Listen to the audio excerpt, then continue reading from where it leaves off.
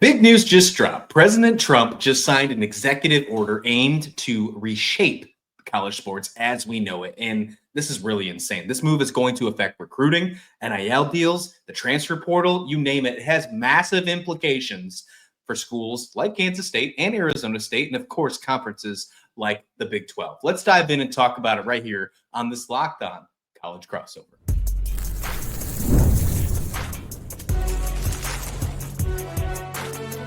You are Locked On College Crossover, part of the Locked On Podcast Network. Your team every day. Yes, welcome on into this Locked On College Crossover, Locked On Kansas State and Locked On Sun Devils.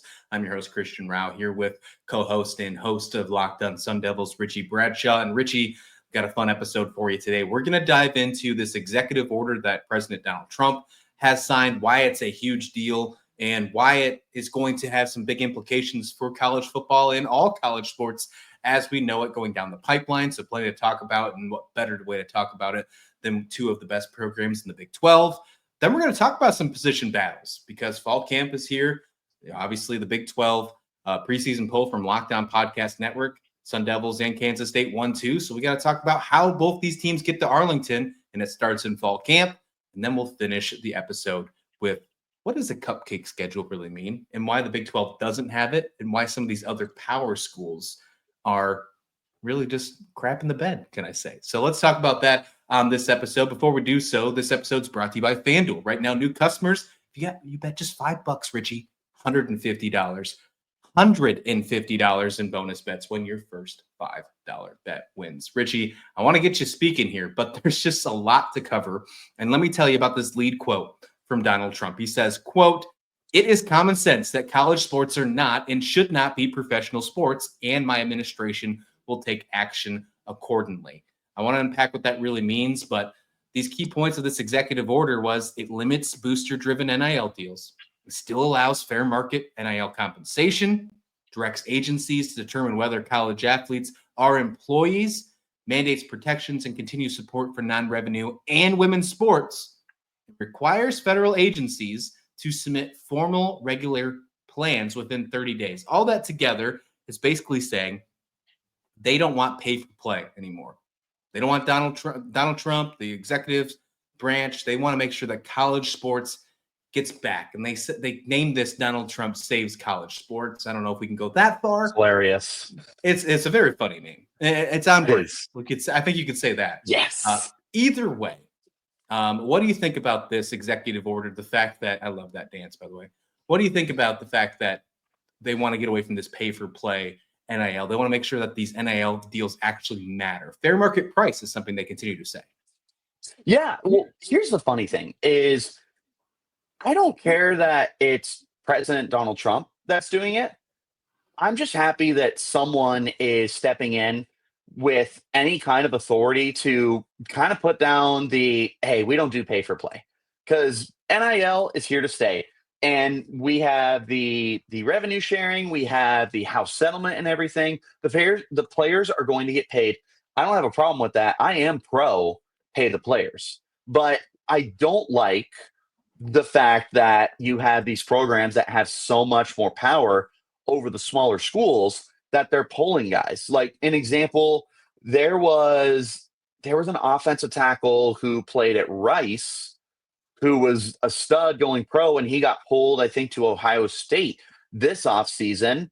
Isaiah World, star offensive tackle for Nevada, got a fat check from Oregon, and now he's going to Oregon. Like, that sucks. You don't have these guys who are lifers for a program anymore, and it's not really their fault. If someone calls you up and says, hey, we'll give you $2 million to come to this program, yeah, I'm probably going to that program. There's not a lot that's gonna tell me to turn down $2 million. That's generational wealth for a lot of these kids.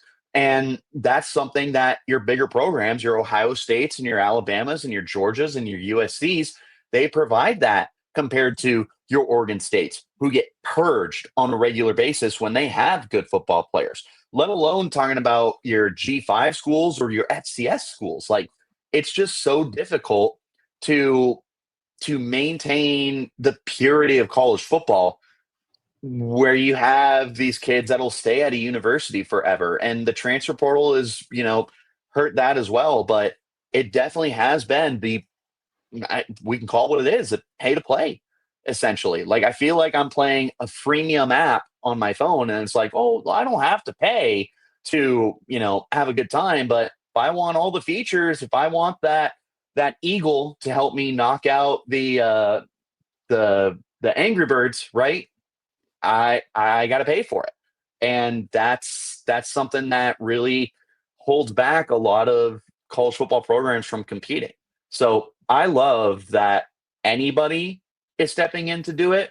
It just so happened to be the president of the United States who, not being political at all, very polarizing. So I'm curious how a lot of other college football fans feel. Yeah, it just seems like super top heavy because it's coming from an executive order. That's where it comes to me. I'm, again, not political as well in my mind at all. Trump admin quote here, another one. Quote, absent guardrails to stop the madness and ensure a reasonable, balanced use of resources across collegiate athletic programs. Many college sports will soon cease to exist. If not, it's basically what they're saying. And I kind of goes with what you were saying. It's not against paying the players. And I think I'm right with you. I'm all for paying the players, but there's some sort of structure here. And that's what they're looking for. And I think that's what they're actually trying to stop. And I think we should get real here. I think that they're not trying to stop athletes from making money. They're trying to stop schools and boosters from using money like a recruiting hammer. You're making sure that the collectives are offering, they're trying to stop collectives from offering six-figure deals before the kids even step on campus. Like they're trying to stop transfers from getting offers that have nothing to do with the market value that they continue to talk about. And hopefully it stops athletes from bouncing for bags, right? Not for fit, not for development. It stops that person. So it's not just NIL they hate, because I think it's the complete opposite. I think it's the fact that NIL has turned into this, what's the word? Maybe like free agency with no rules. And they're trying to find some rules and some structure in this thing. So that's where my mind goes to with this. And I think it does matter. I think it's important, but I think we're going to see some major changes because we're finally starting to see some structure since this whole chaos began. So is the NIL chaos over? I think it finally might be, or at least is the right step, at least in the right direction, Richie.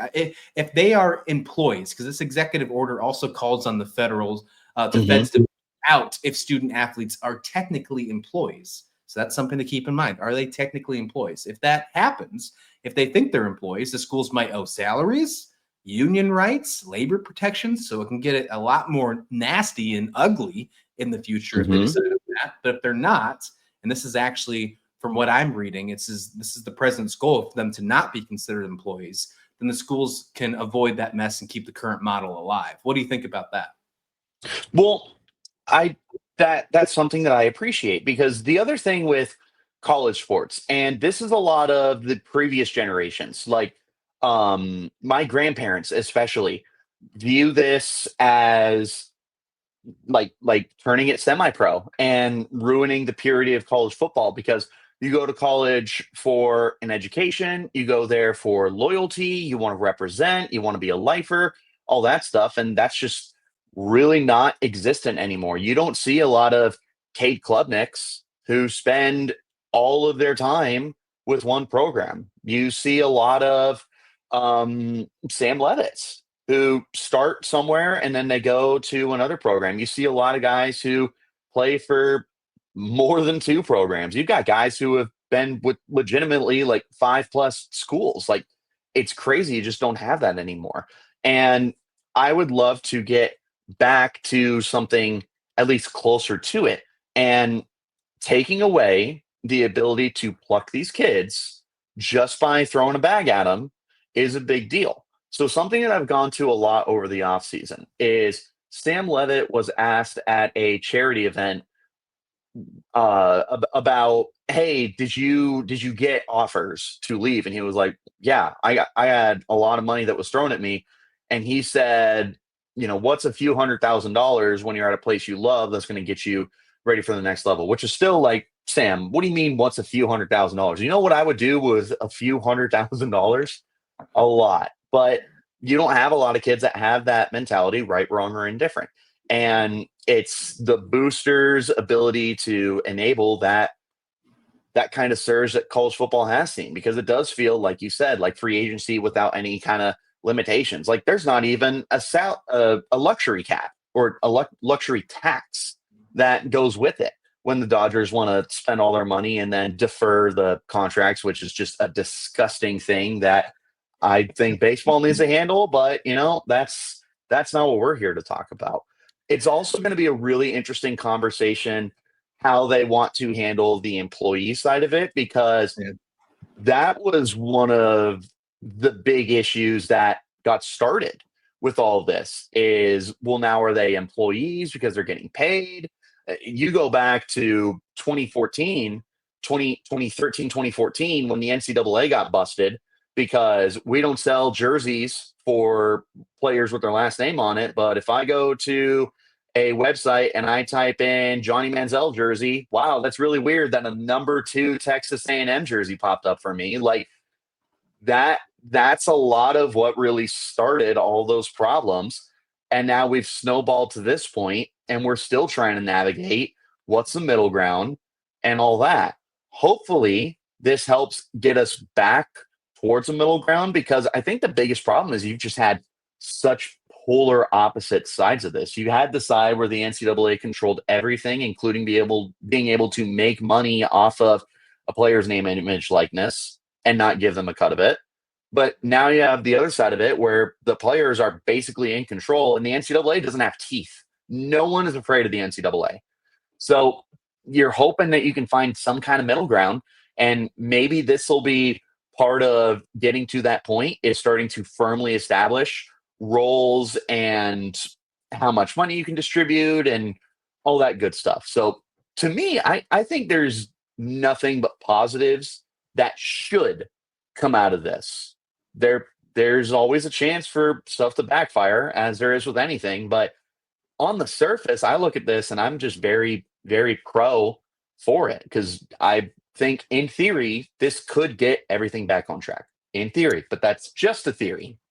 Yeah, it could. And we could be talking about this on a Friday, and then by Monday, we could be seeing, courts saying back and trying to get this appealed and getting this taken back. So who knows what actually happens and how much actual jurisdiction that this executive order could actually have on college sports. Right. Here's one of the overlooked parts, though, that I thought was really interesting in this, because when you talk about NIL, when you talk about all this money, you immediately think about football. You immediately think about maybe not football, maybe basketball at the minimum. But this order actually still also protects the non-revenue sports. So we're talking wrestling, track, volleyball, tennis, you name it, the Olympic sports. There's a big focus on protecting them. And those are the sports that usually get sacrificed first when budgets get tight. So this is a direct counterpunch, in my opinion, to the fear that football and basketball would swallow everything else when it came to that settlement, that $20.5 million cap, things and all that good stuff moving forward. So I think that's a good sign as well. Moving to the transfer portal, kind of we talked about Sam Levitt getting all these offers, and that was the same thing with Avery Johnson, especially when the whole Tennessee incident happened. But the portal isn't directly addressed, of course, but let's be honest, it's all connected. There's no doubt about that. Yes. The portal's being used like an ATM. Players just enter it and test the NIL market and then come back. We just had that happen with one of our basketball players. He left to the portal and is back right in Kansas State because the portal wasn't nice to him. This order cuts off the biggest reasons players keep bouncing. And that's money, Richie. You take away the silent auction, because that's kind of what it is. It's a silent auction. You stabilize rosters, at least in theory, and you're going to have a roster size as well moving into the next season. So you get a little bit more structure. Maybe the portal will be less active, less busy, might not be as exciting in the offseason, but you're going to have a lot more. And I guess the buzzword of today's episode is structure heading onto these rosters. Yeah. I think that's probably the best way to look at that, is creating any kind of structure.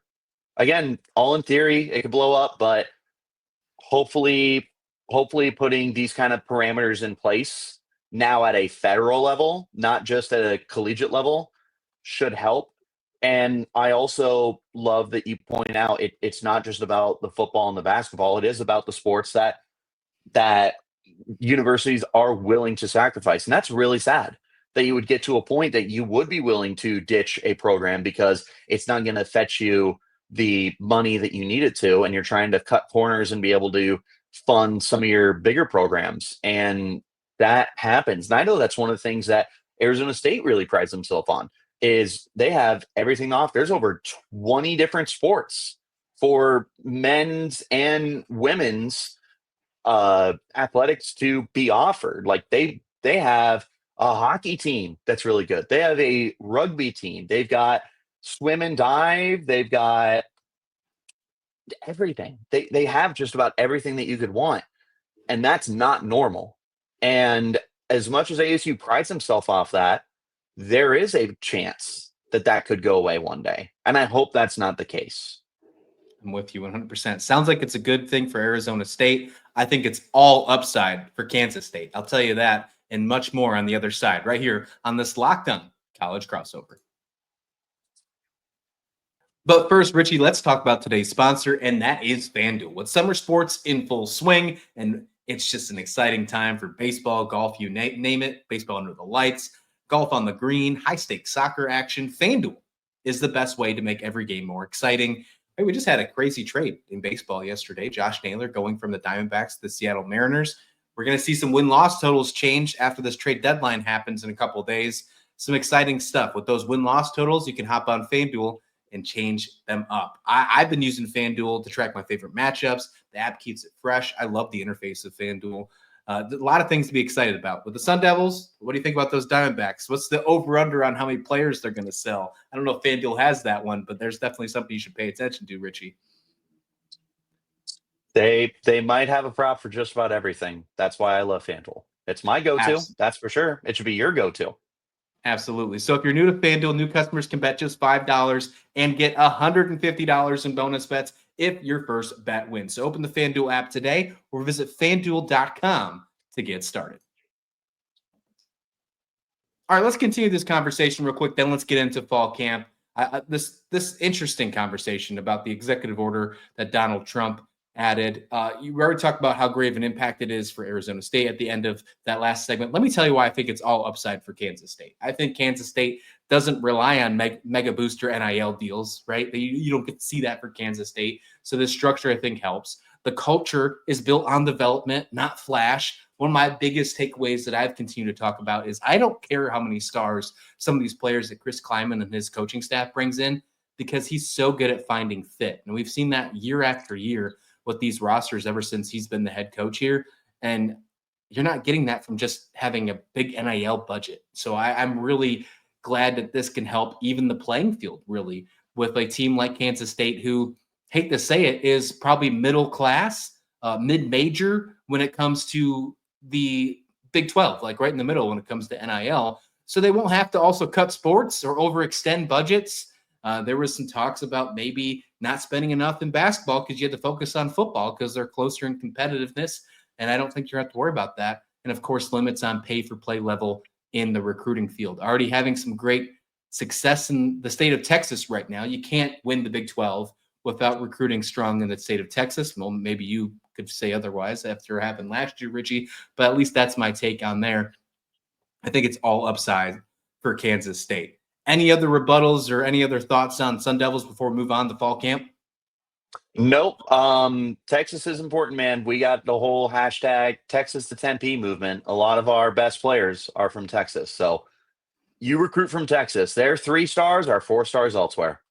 Yeah, I hear you there. If you're a fan of tradition, competitive balance, doing things the right way, I think this is the step in the right direction. Speaking of step in the right direction, Richie, the way to get right is to get yourself prepared for week 0, in your case, week 1. And that starts in fall camp. And obviously fall camp starts this week for Kansas State. We're well into it with both these teams, with Big 12 teams. We're seeing it all over the place.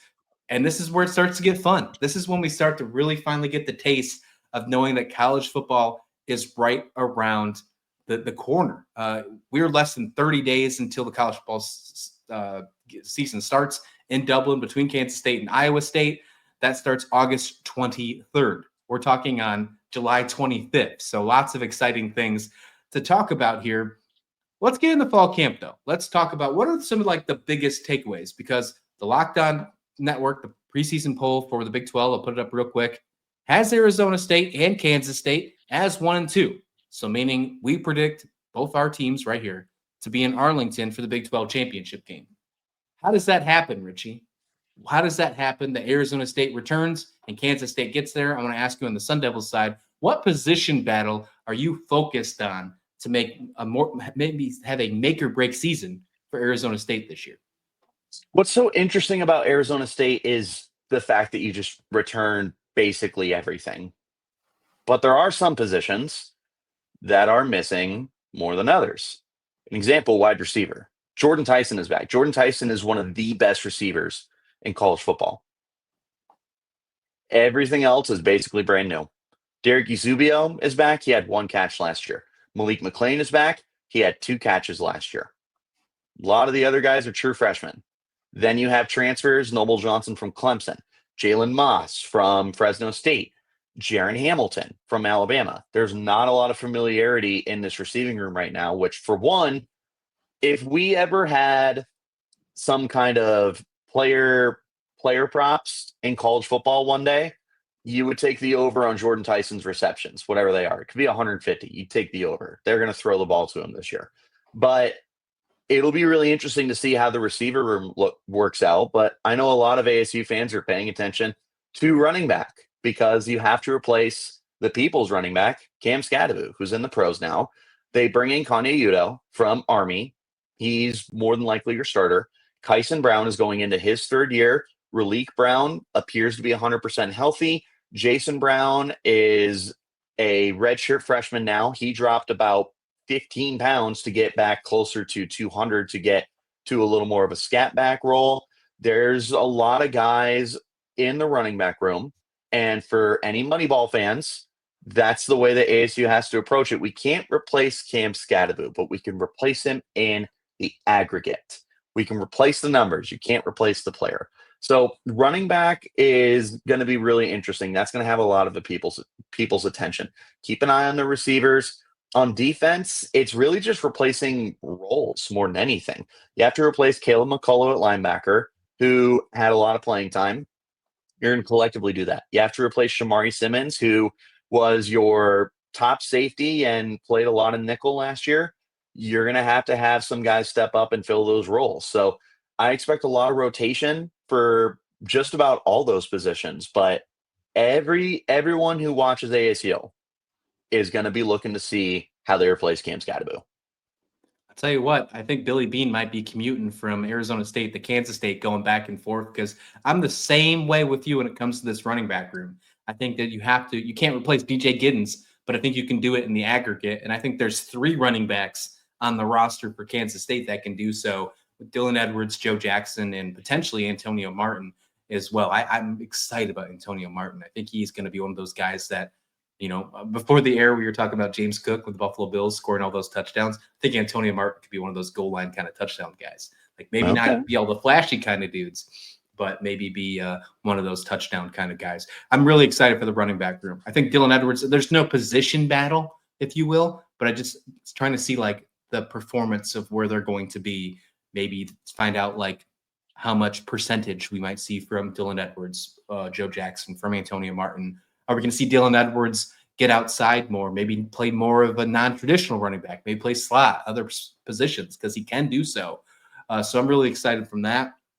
You brought up wide receiver. We have Jace Brown back. To your Tyson, we have Jace Brown as our returning top wide receiver. And then that's it. Then everything else is really transfer portal additions. They bring in size with Chibbs and Bradley, 6'3", 6'4", but that is all new. And how Avery Johnson's going to be able to excel with that is your guess is as good as mine. I think it's going to be successful because what we've seen from Avery Johnson, what his progression has been this offseason, how great he looks. I mean, best shape of my life season is definitely happening for the Kansas State Wildcats, finding himself in the 23-mile-an-hour club and put on 16 pounds. Like a lot of exciting things from Avery Johnson that could be seen as, we've had this conversation in the past, one of the best dual threat quarterbacks in the conference. I'll say one of, just for the sake of the respect of this conversation today. So there's a lot of things to be excited about. I'm going to add one more into that. You kind of went to the defensive side. I'm going to stick offense. We just got some news about potentially George Fitzpatrick, our new transfer portal addition, not he has some sort of medical issue and he might not be ready. At media days just a few weeks ago, they were talking about how he already worked to become the top left tackle on the depth chart after coming into the spring. And it sounds like he might not be ready now for week 0. We'll see what happens. There's not a lot of amplifying details. I don't want to speculate, but that means there is a glaring need potentially at left tackle. And that's not the position on the offensive line you want to have question marks going into week 0, especially when week 0 is against Iowa State. It's not against some FCS school, which, of course, that's what you normally do, but that's not the case this year. So a lot of glaring questions on the offense, although I'm super excited about the offense this year for Kansas State. Talking about FCS, I didn't want to say Cupcake, but there are some Cupcake schedules that we need to address. Don't Indiana. worry. It's exactly what I'm talking about. Don't worry. It's not Arizona State. It's not Kansas State. But let me tell you why the Big 12 is doing it right. Actually, Richie, you'll help me with this as well. Right here on this Locked On College Crossover.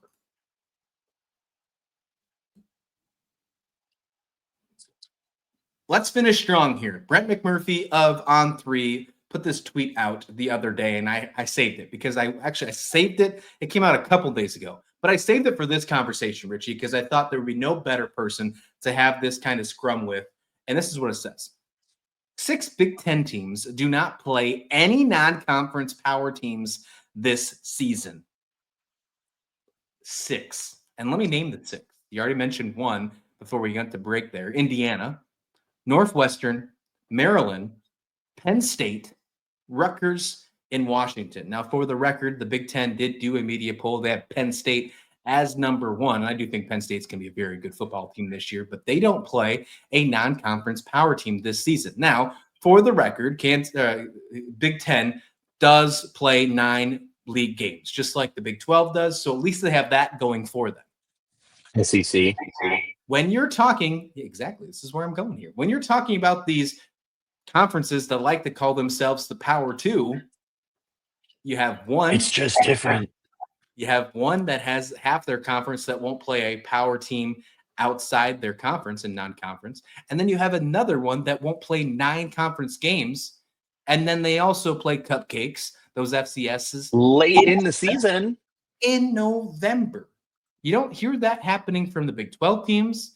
You hear teams, like Arizona State, who play a power conference team in their non-con, and Mississippi State this year. And then you hear Kansas State playing a Big 12 team for their non-conference team in Arizona, although it's Arizona, who I think we all think is going to be towards the bottom this year. But that doesn't change the fact that they are a power team. Richie, what's your take on this whole situation? And why is the Big 12 just doing it better? I mean, at the end of the day, we're getting to a point where getting into the college football playoff is going to be more about your record than anything else, right? We get to a point where it's going to be 24 teams, which is what the FCS does. And I do think that is inevitable, right, wrong, or indifferent.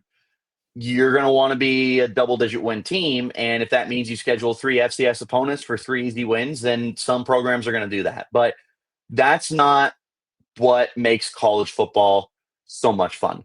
It's having the out-of-conference games. Like, I can be excited about ASU and Kansas State, right?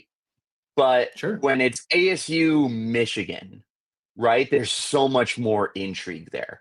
Baylor, we Auburn. don't see Michigan. That's going to be a fun game. Baylor, Auburn, exactly. The week 1 this year has Ohio State, Texas. Yes. Why don't we have more of that? Like, that's the games that college football fans frankly deserve. And instead you have these tune-up games is what they'll call them at best, but we have it literally on our little to-do list here is it's a cupcake game. And that's exactly what those are, is you just want to go around and beat these teams around the yard, and it's not fun. Christian, I'll tell you what, I love my college football 25 and 26. Love those games. At some point on college football 25, for whatever reason, granted, I'm in like the 2040 season when this happens, but they do away with conference games. But I'm still in the Big 12, but I only get 2 conference games a year. The rest of that I get to control. I could have done tons of FCS teams. Instead, I would go out of my way and find the 5 stars, the 4 stars, the teams that are ranked, because that's more fun for me. And it's a chance to prove myself, right? Why would I want to play a bunch of programs that just simply don't stack up to me? Like, it is fun, right? When Appalachian State does take down Michigan, that stuff is awesome. But we should have so much more emphasis on the bigger profile games. And you would also think that as you get down to expanding the playoffs and everything, that you want marquee matchups on there. You would think that Alabama doesn't want to play the Citadel when they should be scheduling a game against Penn State instead. Higher profile game. It's just really frustrating that you have programs that don't value out of conference games like Indiana, and then you have the SEC, which prides itself so much. I've heard arguments from SEC people that say, well, we deserve it. We deserve a 4th out of conference game. We deserve a cupcake game in November because we're beating each other up so much. And it's like, oh my God, I've never met a conference that loves to smell their own farts the way that the SEC does. Like, it's just crazy to me. Just crazy to me, Christian. There's not as much parity in any of those conferences than the Big 12. So you Nope. talk about teams beating themselves up, then that should be our line, and we don't even use that. So, there was one comment on social media. I don't know if it was like quote tweeted or commented. I can't remember when this popped up from McMurphy here, and I thought it was super interesting. And I don't know if I agree with it, but I think it's worth a discussion. With college basketball, they have obviously a bigger schedule, and there's 300-something teams in the mix. Oh, the tournaments? Well, I wouldn't go with tournaments, but the way that they, rank the strength of schedules is they use quadrant wins. Do you think that's something that might come into play or should come into play with college football? If you're going ahead and you're scheduling Mercer, or you're making sure that you schedule, UMass as one of your, mid-major teams instead of scheduling Kansas State or scheduling a team in the Power 4, that win should obviously not count as much. When you get to the college football committee towards that end of the season, when they start ranking them up, they could even be in that model right now, but should they make that more public where, they have a quad 1 win, which might be considered a top 40 win or something in college football when it's the 130 something teams? Do you think that's something that they should consider? I mean, I would love it. And I think that would also drive a lot of more conversations to be had. Because when you do see that a team just went 12-0, it's like, okay, well, let's look at their schedule. And it's like, oh, well, look at that. They had 3 out of conference games that were against bad programs. And then they played a bunch of other teams that simply just were not good. Like, without throwing shade at our Big 12 friends down in Orlando, UCF, the self-proclaimed national champions, because they went 12-0, they were not in a Power 5 conference at the time. And guess what? If you played Alabama, who did win the championship that year, they would have put their foot on your throat, and they'd have to put the mercy rule in. Like, it's different. And that's the reason as well why it took so long for a G5 school to get to the 4-team playoff. Cincinnati had to go like 23-1 over a 2-year stretch to barely get into the playoff. Like, that stuff should matter a lot. It really, really should. And if you made that available for people to look at, and for the talking heads and the pundits and everyone that has a podcast to take a look at, hey, Arizona State has two top 40 wins this year. That's more impressive than Alabama's 3 top 100 wins. Like, it feels like that would be something that if we had more access to it, we might be able to have stronger conversations about those things. But instead, we look and we go, oh, 12-0. They're a playoff team.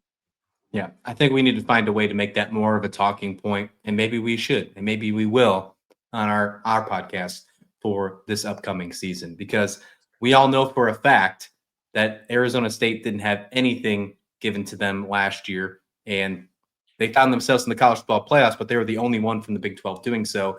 because people didn't give them enough credit towards the beginning of the season because us as the Big 12 ranked them at the bottom. That's why we got away with the Big 12 preseason poll from the media side of things.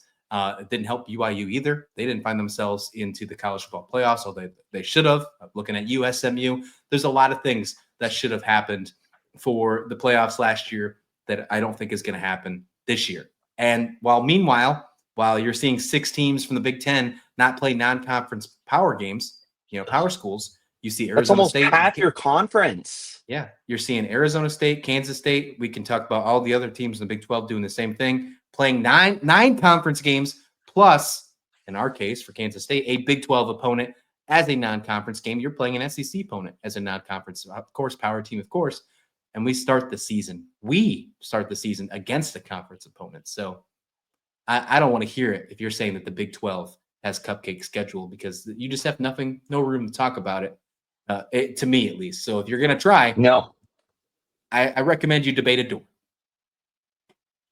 Yeah. Richie? I mean, that's the nicest way you can put it, my man, because I can appreciate Indiana. I thought they were a great story last year. I think it's absolutely insane that and I love Kurt Signetti, but he's doing a lot of barking for a team that took advantage of a bad schedule last year and is going to take advantage of another bad schedule this year. They are a good team. They are. I love Indiana. You'll find me rooting for them.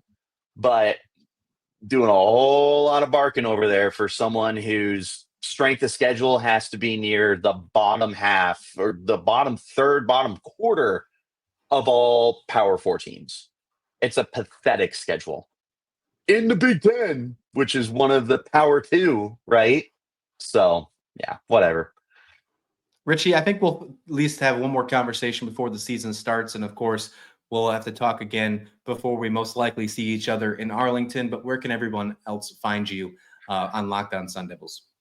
Well, you can find me on Twitter at RichieBrads36. That's Brads with a Z. Podcast is there at LO_Sun Devils. Locked On Sun Devils is available free wherever you get your podcasts, including YouTube. We're closing in on 2,000 subscribers. You want to hit that subscribe button, go for it. But you can always just hit me up. I'm here to talk ball. You sure are. And I love having these conversations with you. And I'm sure there'll be more to talk about in the coming weeks. Week 0 is right around the corner. We are less than 30 days away. Farmageddon's going to be great. You get a first taste of what the Big 12 season is going to look like from your couch, but that's okay. Lots of things to be excited about. Please like the video. Please subscribe. This has been a Locked On College Crossover.